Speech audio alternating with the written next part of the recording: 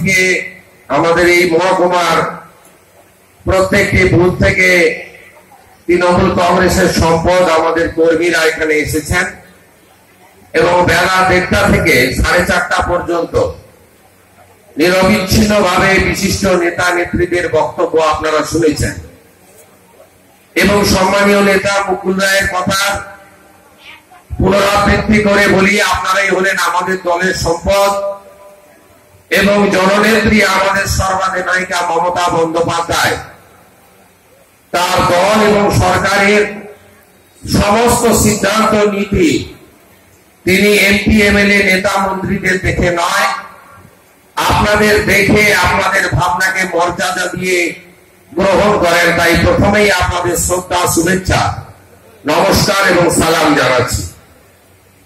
এখানকার আজকের সম্মেলনের কনভেনার অসিত মজুমদার, বিধায়ক এবং সাউথ বেঙ্গল স্টেট ট্রান্সপোর্ট কর্পোরেশনের ভাইস চেয়ারম্যান আমার সঙ্গে কাজ করছেন। তিনি চলে গেছেন অন্য সভাতে। তিনি একাধিকবার আমাকে এই সভায় আসার জন্য অনুরোধ করেছিলেন। শ্যামাপ্রসাদ রায় ব্যানার্জি, ব্লক সভাপতি, যুব নেতা ভাই স্বপন, ডাক্তার স্বপন এবং স্থানীয় বিধায়ক অসীম মাঝি, তাদের অক্লান্ত চেষ্টায় সমস্ত অঞ্চলের নেতাদের সকলের সহযোগিতায় আপনাদের এই সফল সম্মেলন হয়েছে। তার জন্য তাদেরকে আমি ধন্যবাদ জানাবো। আমি শ্রদ্ধা এবং সম্মান জানাবো সম্মানীয় নেতা, তিনি সহসভাপতি কি রাজ্যসভার সাংসদ কি আমাদের রাজ্যসভার পরিবহন স্ট্যান্ডিং কমিটির চেয়ারম্যান, প্রাক্তন রেলমন্ত্রী, এটা বড় কথা নয়। জননেত্রী মমতা বন্দ্যোপাধ্যায়ের পরে যিনি হাতের তালুর মতো তরাই ডুয়ার্স থেকে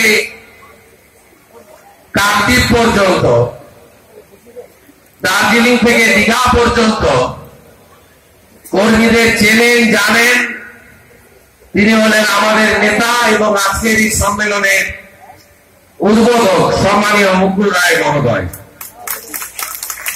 আমরা এই জেলার জনপ্রিয় সভাপতিকে পেয়েছি, তিনি রাজ্যের ক্যাবিনেট মন্ত্রী, আমার সিনিয়র কলিগ তপন দাশগুপ্ত, আরেকজন সম্মানীয় মন্ত্রী এবং লড়াকু নেত্রী সম্মানীয় অসীমা পাত্র এবং সত্যিকারের আড়ালে নীরবে থেকে কখনো ভ্যানে, কখনো মোটরসাইকেলের পিছনে, বাড়ির দুয়ার থেকে জনসভা, মন্দির থেকে মসজিদ, পুজো থেকে মহরম, খেলা থেকে মেলা, যার অবাধ বিচরণ, যিনি নিজের প্রচার চান না, ছবি চান না, তিনি হলেন আমাদের সকলের সম্পদ এবং লোকসভায় সত্যিকারের তিনি প্যানেল চেয়ারম্যান।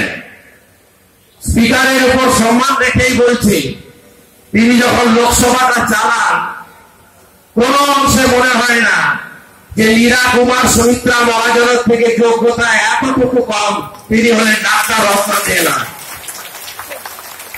আছেন বিধায়ক, প্রাক্তন মন্ত্রী, গণ আন্দোলনে আমার সাথী। নন্দীগ্রামে যদি দিদির পরে আমার নাম থাকে, সিঙ্গুরেও দিদির পরে যে দুটি নাম উচ্চারিত হয়, একটি তার মধ্যে প্রথম বেচারাম মান্না, আরেকটা রবীন্দ্রনাথ ভট্টাচার্য।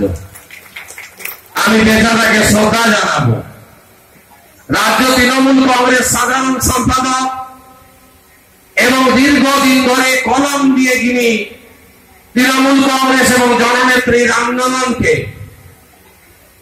বরুণ সেনগুপ্ত মহোদয়ের যোগ্য সাথী হিসেবে মানুষের কথা বাংলার প্রান্তে প্রান্তে পৌঁছে দিয়েছেন।